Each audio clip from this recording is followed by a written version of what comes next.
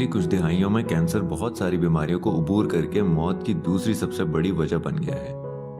दुनिया में हर 6 अमवात में से एक मौत की वजह कैंसर है। लोगों में कैंसर इतना आम हो गया है कि आज कैंसर का इलाज ढूंढना बहुत उम्दा काम समझा जाता है।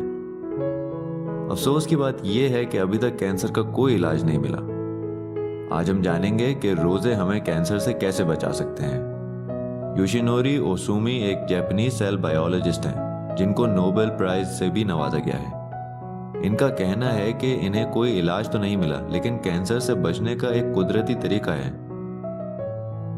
फाके के दौरान हमारे सेल्स प्रोटीन्स और गैर जरूरी अज्जा को तोड़ के उसको तवानाई के लिए दोबारा इस्तेमाल करते हैं। इस अमल के दौरान सेल्स मुख्तलिफ वायरसेस और बैक्टीरिया को भी मारते हैं और सेल्स हमारे जिस्म के खराब और गले सड़े हिस्से को खाने लगते हैं। इसको ऑटोफैगी कहते हैं।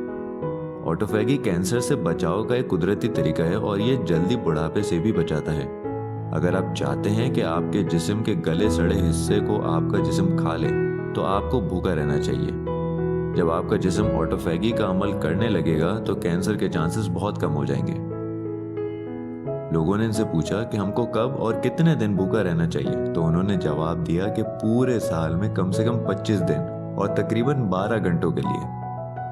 अगर आप ये कर लेते हैं तो आपका जिस्म भी वो गले सड़े हिस्से खा लेगा और आपको कैंसर नहीं होगा। आज हमें समझ में आया ऐ अल्लाह कि आपने हम पर रमज़ान के रोज़े क्यों फ़र्ज़ किए। कुर्बान जाऊं अपने नबी सल्लल्लाहु अलैहि वसल्लम पे जिन्होंने 1400 साल पहले ही हमें रोज़े रखने की तलकीन की। आज भी साइंस इस्लाम को सही साबित कर रही है और आगे भी सही साबित करती रहेगी इंशाअल्लाह।